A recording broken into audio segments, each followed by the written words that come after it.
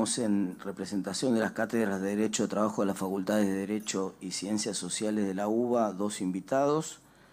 Primero, el doctor Gustavo Ciampa, por favor. ¿Puedes apagar el micrófono allá, en la punta? Gracias. Gracias, presidente. Gracias por la invitación. Vengo en mi carácter de profesor titular de la asignatura de Derecho del Trabajo 2, que es Derecho Colectivo del Trabajo de la Facultad de Ciencias Sociales de la UBA. El corto tiempo del que disponemos impide analizar con profundidad los veintitantos proyectos de ley de la modificación de la ley 23.551, con lo cual yo voy a hacer algunas menciones con, en primer lugar, tratar de evaluar efectos de los proyectos de ley de convertirse en normas. No quiero evaluar intencionalidades. La intencionalidad de cada autor de proyecto de ley quedará en su órbita interna y subjetiva. Lo que quiero ver es de convertirse en norma positiva, qué efectos proyecta esto sobre la vida sindical. En segundo lugar, lo que quiero es hacer alguna mención a qué norma se está y cuál es el significado de esta norma se está pretendiendo modificar, la ley 23.551. Habitualmente afirmo que la ley 23.551 es el segundo gran consenso político y social de la democracia argentina. El primero fue la defensa de la democracia frente a los alzamientos carapintadas. El segundo, la ley sindical, que luego del fracaso para el gobierno del doctor Alfonsín del proyecto del inconsulto, proyecto de ley Mucci, llevó 3 años de negociaciones hasta que se llegara con consenso de todos los partidos políticos, salvo uno, y de todo el movimiento obrero al texto de la ley 23.551 del año 1988. A punto tal, es así, que el proyecto que luego se convirtió en ley 23.551 fue enviado al Congreso de la Nación por el Poder Ejecutivo Nacional, por el doctor Raúl Alfonsín, que hizo propio este consenso político y social. Invito, por si alguno no lo hizo, a releer el debate parlamentario de la ley 23.551 y apreciar, por ejemplo, las menciones que hicieron el senador Brasesco de la Unión Cívica Radical, el senador Hipólito Solari Irigoyen de la Unión Cívica Radical, diputados del Partido Intransigente, del Partido Demócrata Cristiano, donde destacaban 2 notas del proyecto de ley que estaban tratando y que se convirtió en la ley 23.551. Primero esto, el gran consenso político y social. Y en segundo lugar, haber plasmado en la ley 23.551 la estructura normativa para que existan en la Argentina sindicatos fuertes, destacando además que únicamente con sindicatos fuertes los trabajadores podrían ver reivindicados sus intereses y defendidos sus derechos. Yo quiero hacer alguna mención también al marco en el cual debe insertarse cualquier proyecto de ley que pretenda regular la vida y la acción de las organizaciones sindicales. Sabemos que la Constitución Nacional establece derechos y garantías, sabemos que en la segunda parte está la distribución de los poderes del Estado, las atribuciones de cada poder, pero la Constitución no se limita a eso. La Constitución tiene, en algunos aspectos, y en materia sindical lo tiene, un sentido. Cuando se establece el proyecto en la Constitución Nacional, el trámite de sanción de las leyes no se deja librado a la voluntad del legislador en qué sentido va a legislar. En algunos temas, como en materia sindical, hay un sentido unidireccional. No pueden las leyes o no pueden los proyectos de ley pretender convertirse en leyes en cualquier sentido, como no puede quien administra las leyes existentes administrarla en cualquier sentido y quien la aplica, interpretarla y aplicarla en cualquier sentido. Para esto tienen que seguir los mandatos constitucionales en aquellos supuestos en que hay mandatos constitucionales. Y en esta materia hay mandatos constitucionales que son obligatorios para los poderes constituidos, además de para los sujetos privados. En el año 1994 se reformó la Constitución Nacional y entre las reformas que se establecieron se incorporó al artículo, a partir de ese momento 75, un inciso 22 que establece una serie de tratados internacionales y regionales de derechos humanos a los que se le da la misma jerarquía que la Constitución Nacional. Entre estos tratados que tienen la misma jerarquía que la Constitución Nacional está la Convención Americana sobre los Derechos Humanos, que rige en nuestro país con jerarquía constitucional en las condiciones de su vigencia. En las condiciones de su vigencia quiere decir tal como lo interpretan los órganos creados por el mismo tratado con facultades para interpretar ese tratado. Y respecto de la Convención Americana sobre Derechos Humanos, El órgano competente para interpretar las disposiciones de la Convención Americana de Derechos Humanos es la Corte Interamericana de Derechos Humanos, que en materia sindical recientemente, hace apenas 3 años y un poquito más, el 5 de mayo del año 2021, emitió lo que se llama la opinión consultiva 2721, en que, a pedido de la Comisión Interamericana de Derechos Humanos, la Corte Interamericana interpreta las disposiciones de la Convención Americana en orden a la libertad sindical, la negociación colectiva y el derecho de huelga. Con una particularidad, que tal como surge de la propia Convención, y además dice la Corte Interamericana de Derechos Humanos, la Corte es la intérprete autorizada de la Convención Americana de Derechos Humanos y además es la intérprete última. Esto lo dice la propia Corte. No hay interpretación posible después de lo que yo interpreto, dice la Corte, respecto de la Convención Americana de Derechos Humanos. ¿Qué dice en materia de libertad sindical, sistema de organización sindical, leyes respecto de las asociaciones sindicales? Tiene un mandato muy claro, que es muy novedoso para la República Argentina, porque acá hemos discutido qué era la libertad sindical durante años, si es un instrumento para o es una finalidad en sí mismo que sirva para fortalecer o para debilitar. Y la Corte Interamericana da un mandato claro, dice, los estados, entre ellos el nuestro, tienen el deber, no la potestad, es un deber, es un mandato que proviene de la Convención Americana, que tiene la misma jerarquía que la Constitución Nacional, de adoptar todas aquellas medidas de carácter político, administrativo y cultural con perspectiva de género que promuevan la salvaguarda de la libertad sindical, y esto es lo que quiero subrayar, fomenten el fortalecimiento de las organizaciones sindicales y la eficacia del accionar colectivo. Acá hay un sentido que da la Constitución Nacional a través de la Convención Americana de Derechos Humanos, que dice lo que la Corte Interamericana dice respecto del sentido que tiene que tener la legislación en materia sindical. La legislación tiene que fomentar el fortalecimiento de las organizaciones sindicales y la eficacia del accionar colectivo. Esto implica, uno puede decir, bueno, ¿cuán fuerte es? ¿Cuán eficaz el accionar? La eficacia es el logro de los resultados del accionar colectivo, no dice eficiencia, que es uso de medios. Dice, no, tienen que garantizar la eficacia del accionar colectivo y el fortalecimiento de los sindicatos. ¿Cuán fuerte? Se puede discutir. Lo que no se puede discutir es que una legislación no puede tender a debilitar a las organizaciones sindicales. Y lo que se advierte, lo que yo advierto en varios de los proyectos, es que pueden tener un efecto de debilitamiento de las organizaciones sindicales. Y en esto chocan con la Constitución Nacional. Embrionariamente ya chocan con la Constitución Nacional. Por ejemplo, ¿en qué chocan algunos de los proyectos en algún denominador común en materia de contribuciones de solidaridad?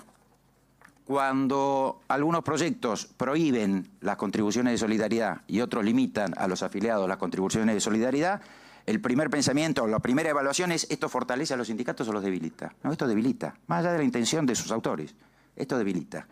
Y en tanto debilita, es contrario a la Constitución Nacional porque viola el mandato de la Corte Interamericana de Derechos Humanos. Con esto vale, además, hacer alguna aclaración. Las contribuciones solidarias no son las cuotas sindicales.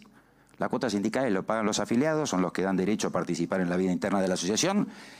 La afiliación es voluntaria en la Argentina, tanto así que en nuestro país hasta tenemos reconocidos los llamados aspectos negativos de la libertad sindical. El derecho a no afiliarse, que no está garantizado en los convenios de la OIT. El convenio 87 no garantiza el derecho a no afiliarse, garantiza solo el derecho a afiliarse. Y además el sistema de las contribuciones solidarias tiene lógica en nuestro régimen tanto de asociaciones sindicales como de convenios colectivos de trabajo. Nosotros tenemos un sistema por el cual el sindicato más representativo en su ámbito representa los intereses colectivos, representa los intereses de todos, representa los intereses de los actuales y los que en el futuro se vayan a incorporar a ese universo representado por el sindicato. De ahí que de la actividad sindical se benefician tanto los trabajadores afiliados como los no afiliados. Y además nuestro sistema de convenios colectivos de trabajo es un sistema de eficacia erga omnes de los convenios colectivos, de aplicación general. El convenio colectivo de trabajo, así como los acuerdos que se celebran en el marco de convenios colectivos de trabajo, no benefician solo a los trabajadores afiliados al sindicato, sino también a los no afiliados. Por ende, hay hasta razones de ética, de solidaridad, de equidad, en que los trabajadores no afiliados tengan que contribuir en alguna medida, no igual que los trabajadores afiliados, pero en alguna medida al sostenimiento de la organización sindical de cuya actividad se benefician cuando negocia colectivamente y cuando actúa sindicalmente, no solo en la negociación colectiva. Se ha pedido también la Corte Interamericana en torno a si por ley, acción heterónoma, normas heterónomas, normas estatales, se puede limitar la reelección de los dirigentes sindicales. Y ha dicho que no. No se puede, a través de una ley, limitar la posibilidad de reelección de los dirigentes sindicales. Esto no quiere decir, o yo no estoy diciendo, y la Corte no lo dice, que sea bueno que esté prevista la reelección de los dirigentes sindicales, no quiere decir que tengan que ser reelegidos los dirigentes sindicales. Lo que dicen es que una ley se entrometa en la vida de los sindicatos para definir si los dirigentes sindicales no pueden ser reelegidos, es una intromisión indebida en la autonomía sindical. Esto es algo que tienen que resolver los trabajadores y trabajadoras dentro de cada organización sindical, a través de la actividad de su órgano deliberativo cuando redacta, aprueba o modifica su estatuto. Esto se define en el ámbito de... Esto, en el mismo sentido, se pronunció el Comité de Libertad Sindical de la OIT, diciendo, órgano de control interno de la OIT, la prohibición de reelección de los dirigentes sindicales no es compatible con el convenio 87. Esta prohibición puede tener además graves consecuencias para el normal desarrollo de un movimiento sindical, donde éste cuente con un número insuficiente de personas capaces de desempeñar adecuadamente la función de dirección sindical. Y dijo también una legislación que fija una duración máxima de los mandatos sindicales y que al mismo tiempo limita su renovación, menoscaba el derecho de las organizaciones de elegir libremente a sus representantes. Imposición, estoy tomando algunos temas que son ejes comunes de varios de los proyectos.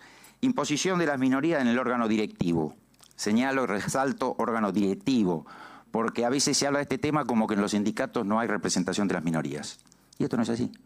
La ley sindical garantiza, y por una doble vía, la representación de las minorías en el órgano deliberativo. Órgano deliberativo es el órgano máximo, supremo, donde recaen las decisiones sobre los temas de mayor trascendencia en la vida sindical.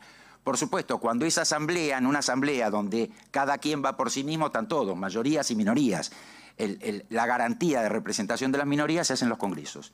Y lo garantiza por una doble vía, a través de cómo se integra la nómina de congresales electos por cada sección electoral, llamémoslo para que se entienda, con mayoría y minoría, y además poniendo un tope a la representación de las entidades mayoritarias. En la actuación del Congreso nadie puede tener más del 20% del total de delegados congresales. Esto está previsto en la ley sindical. Lo que la ley no prevé, porque creo que tampoco podría exigirlo sin violar la autonomía, es representación de la minoría en los órganos directivos. Mencionaba alguno de los diputados que pasaría, imaginen el Gabinete Nacional, donde cada ministro o el cuerpo de ministros tenga que responder a la cantidad de votos proporcionales que sacó cada partido político, digamos. Pretender trasladar esto, y esto no lo exige, la Constitución Nacional, y acá discrepo con el colega, la Constitución Nacional no exige minoría en todos los cuerpos políticos del Estado, representación de las minorías. Es en el órgano deliberativo, en los órganos deliberativos, tal como el Congreso de la Nación, de la misma manera que pasa en las organizaciones sindicales. Además, ¿esto quiere decir que no tienen que participar? No, nuevamente, esto tiene que quedar librado a lo que cada entidad resuelva en el marco de su asamblea o congreso al aprobar sus estatutos. Además, parecería que la minoría, pretender garantizar la minoría en el órgano directivo, doctor, si es tan ya amable. redondeo, claro que sí, conspira contra la eficacia del accionar sindical, porque traslada hacia el interior de la entidad conflictos en un órgano ejecutivo o situaciones de parálisis en un órgano ejecutivo que conspira contra el mandato constitucional. Declaraciones juradas de los dirigentes sindicales, dos menciones. Primero, los proyectos no establecen que tienen que presentar declaraciones juradas. Establece que se las tienen que entregar al Ministerio de Trabajo. Esta es la situación de las declaraciones juradas. Los dirigentes sindicales rinden cuentas ante sus organizaciones sindicales, al menos con periodicidad anual, en el momento en que se hace la asamblea ordinaria o congreso ordinario de memoria y balance. Los dirigentes sindicales, tal como todos los ciudadanos, presentan sus declaraciones juradas de ganancias y de bienes personales anualmente ante la AFIP. Y además, creo yo, con criterio equivocado, están insertos como personas políticamente expuestas en la ley pertinente y sujetos a la reglamentación para las personas políticamente expuestas. Ahora, además, hay antecedentes en nuestro país con el tema de la pretensión de exigir la presentación de declaraciones juradas. En el año 2001 fue dictada la resolución del entonces Ministerio de Trabajo, Empleo y Formación de Recursos Humanos 377 del 2001, siendo ministra de Trabajo la actual ministra de Seguridad, Patricia Bullrich, con lo cual se obligaba también a los dirigentes sindicales a entregar sus declaraciones juradas de bienes ante el Ministerio de Trabajo, y aclaro, porque algunos proyectos incurren en el mismo defecto, incluso exigiendo que los hijos menores de los dirigentes sindicales también se tengan que presentar las declaraciones juradas. Esto es llevarse puesto los tratados internacionales sobre la preservación de los derechos del niño, ¿no? O de la niñez. Frente a esa resolución existió una acción judicial promovida por la CGT contra Poder Ejecutivo Nacional, que tramitó en el Juzgado Nacional de Primera Instancia del Trabajo número 13, en el que se dictó una medida cautelar, porque esta medida implicaba una intromisión en las autonomías privadas y además una verosímil, en el marco de una medida cautelar, violación de la autonomía sindical. El propio Ministerio, bajo la misma dirección de la cartera, suspendió por estos criterios la resolución, y después, por resolución siguiente, ya bajo otro gobierno, fue derogada. Y fue derogada reconociendo el Estado argentino que es inconstitucional, por violación de la autonomía sindical, la pretensión de que los dirigentes sindicales, por ser tales, tengan que presentar declaraciones juradas de bienes en el Ministerio de Trabajo, a diferencia de lo que se exige a cualquier otro habitante del país. Señor presidente, y con esto termino, digo, guiémonos por la opinión consultiva 2721 de la Corte Interamericana de Derechos Humanos. Es un mandato para todos los poderes constituidos, tanto nacionales, provinciales y municipales de la República Argentina, que exige fortalecimiento de las organizaciones sindicales y garantizar la eficacia del accionar colectivo. Muchas gracias.